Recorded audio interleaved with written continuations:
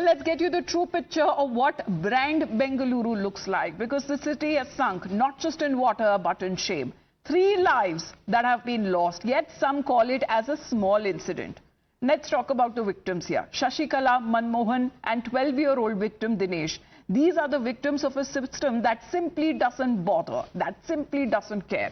Killer potholes, open wires, open for overflowing drains. A city that powers India's tech capital has now been paralyzed by civic apathy. Electrocution, not rain, claimed the life of young Dinesh, and we've been getting ground reports as well of what exactly overnight rains does to the city. It's been battered completely, as when it comes to roads that have turned into rivers. In fact, you can see how rescue operations are being carried out, and these are posh areas, the areas which has residential houses and also has IT corporates. Meanwhile, submerged road stranded vehicles that have once again sparked public outrage, with the citizens demanding stronger monsoon preparedness from the BBMP, as it is not even official beginning of the monsoon season yet. It's very difficult to reach out in Bangalore to an office if you are staying 10 kilometers or 15 kilometers away from your home and you have to reach office. It's taking more than 1.5 hours to reach you in office. So it's very difficult currently. Traffic है, बहुत ज़्यादा traffic है इधर बेंगलुरु में। Traffic इतना है कि कहना नहीं है। बारिश के कारण जो रोड पे इतना बारिश हो जाता है तो फिर ज़्यादा ट्रैफिक हो जाता है। जी मैम। कितना मुश्किल हो रहा है पहुंचना? पहुंचने बहुत ज़्यादा, जैसे आधा घंटा में पहुंचना है तो वहाँ 1 घंटा 2 घंटा लग रहा है। Like how difficult it is getting for you to reach office today? I think it will take around 2 hours. I started at 11 o'clock and I'm not sure what's the time now. It took me around, there is around 1 kilometer of traffic here. So somehow the driver came in the service road, so I'm able to reach little bit 20 minutes early.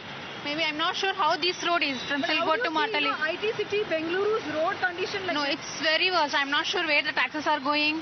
I'm really not sure how the government is taking, or if you see the roads, I'm daily communicating, you should see low number of plastics. The plastics are very much, and though I'm not sure, because of this metro they have dug up the roads and it's very worse. I'm not sure how this rainy season we are going to sustain. Well, Neha is connected with us. Neha, we don't know exactly, when we will stop actually reporting on this story. This has now become an annual affair, unfortunately. And this is coming as a deluge just a week ahead of monsoon season's commencement. These are pre-monsoon showers, and look how it has battered the city.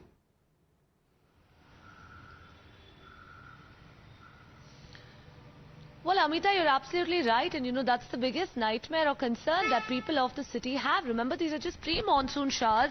And the roads, in fact, are completely inundated right now, to say the least. People, of course, in the city right now, terrified to step out, whether it's for work, whether it's for essential services right now. The fact is that there is no certainty of what's really going to happen. We've seen the manner in which 3 people, in a very unfortunate way, have already lost their lives.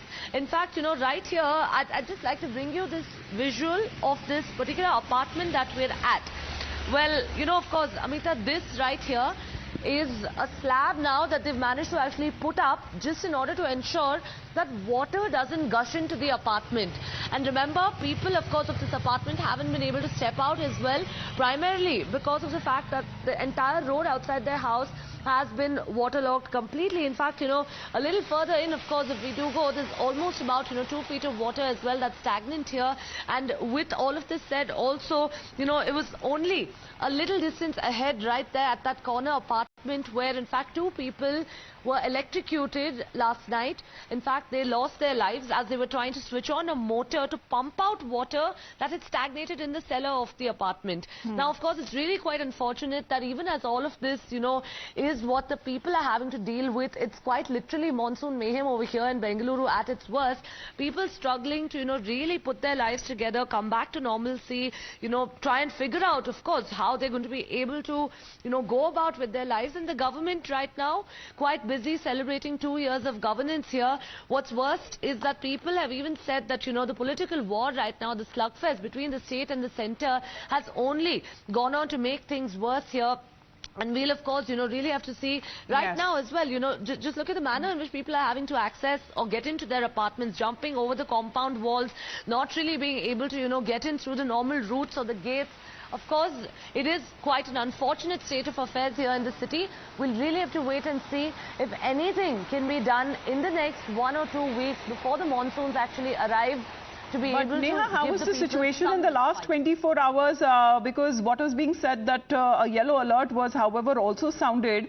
But questions are now being asked by the citizens themselves as far as when it comes to stronger monsoon preparedness from the BBMP. We've seen how inflatable boats were also used in the middle of the roads there by when it comes to the civic institutes. How exactly are they going to tackle with the monsoons when they actually arrive?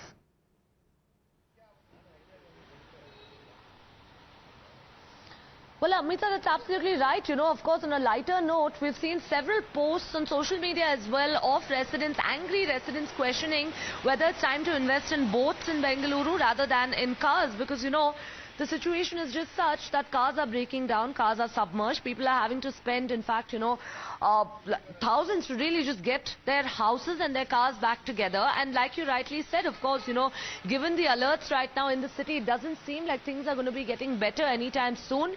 We are, of course, you know, picking up that at least about 23 districts in the state today are going to be affected this entire week. There have been yellow and orange alerts issued in different districts as well. And as far as Bengaluru, of course, you know, is concerned, we've seen that it's been a whole overnight of heavy showers here that's brought the city down on its knees again. And as far as, of course, people are concerned today, several offices too have declared work from home, advising people not to really step out because that's how uncertain things remain in the city. Well, the concerns that have been raised, however, there is an obvious blame game that has also been happening as far as the administration, the civic authorities are concerned. And with more rain forecast and the monsoon yet to begin, experts have been warning of worsening conditions unless urgent infrastructure upgrades are undertaken. We're talking about the tech capital of the country. For the moment, thank you very much, Neha, for joining us here on the broadcast.